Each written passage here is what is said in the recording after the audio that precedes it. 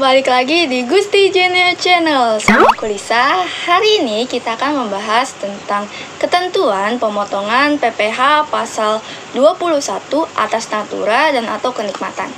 Penasaran kan? Yuk simak videonya.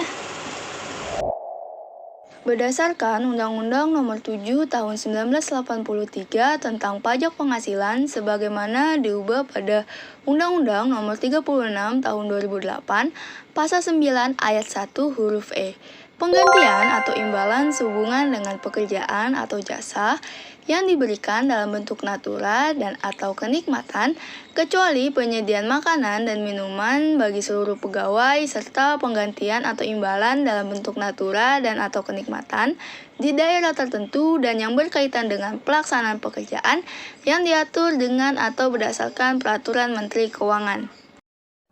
Pemotongan PPh pasal 21 atas imbalan dalam bentuk natura dan atau kenikmatan yang diterima oleh pegawai dilakukan sejalan dengan jenis penghasilannya.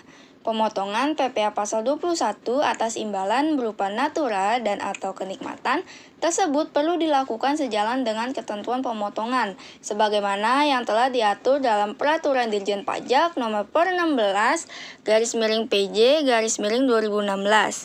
Pemberi kerja perlu memperhitungkan pengecualian dan batasan dalam Peraturan Menteri Keuangan atau PMK Nomor 66 Tahun 2023 terlebih dahulu sebelum memotong PPh pasal 21 atas natura dan atau kenikmatan yang diberikan kepada pegawai.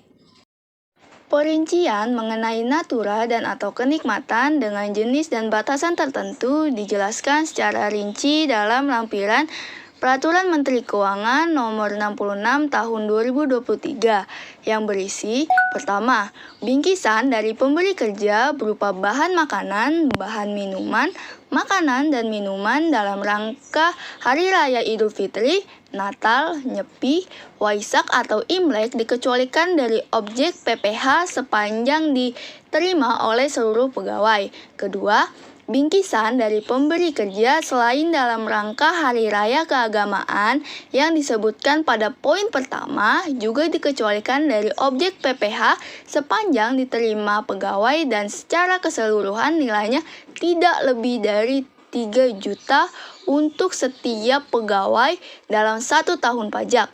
Ketiga, peralatan dan fasilitas kerja seperti komputer, laptop, handphone, serta penunjangnya seperti pulsa dan sambungan internet juga dikecualikan dari objek PPh sepanjang diterima oleh pegawai dan berfungsi menunjang pekerjaan pegawai.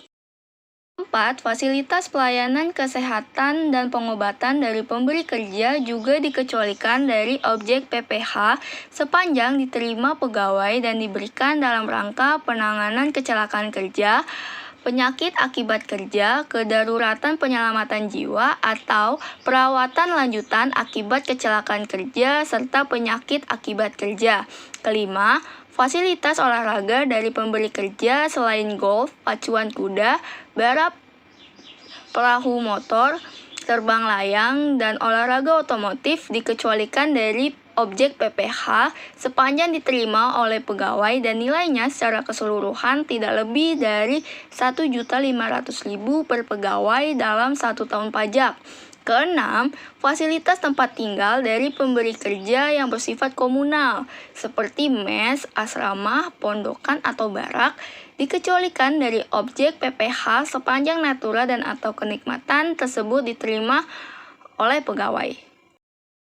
Ketujuh, fasilitas tempat tinggal seperti apartemen atau rumah dari pemberi kerja yang hak pemanfaatannya bersifat individual dikecualikan dari objek PPh bila diterima oleh pegawai dan secara keseluruhan nilainya tidak lebih dari 2 juta per pegawai dalam 1 bulan. Ke-8, fasilitas kendaraan dari pemberi kerja dikecualikan dari objek PPh sepanjang diterima pegawai yang tidak memiliki penyertaan modal pada pemberi kerja dan pegawai tersebut memiliki rata-rata penghasilan bruto maksimal 100 juta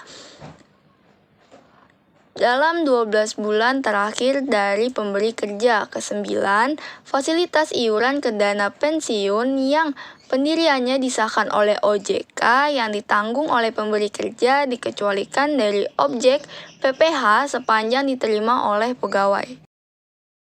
Ke-10, fasilitas peribadatan seperti musola, masjid, kapel, dan pura dikecualikan dari objek PPh sepanjang natura dan atau kenikmatan tersebut diperuntukkan semata-mata untuk ibadah. Ke-11, seluruh natura dan atau kenikmatan yang diterima selama tahun 2022 dikecualikan dari objek PPh sepanjang diterima oleh pegawai atau pemberi jasa. Sekian yang dapat saya sampaikan, semoga bermanfaat untuk kalian semua. Jangan lupa subscribe, like, komen, dan nyalakan loncengnya. Ditunggu video-video selanjutnya. Terima kasih.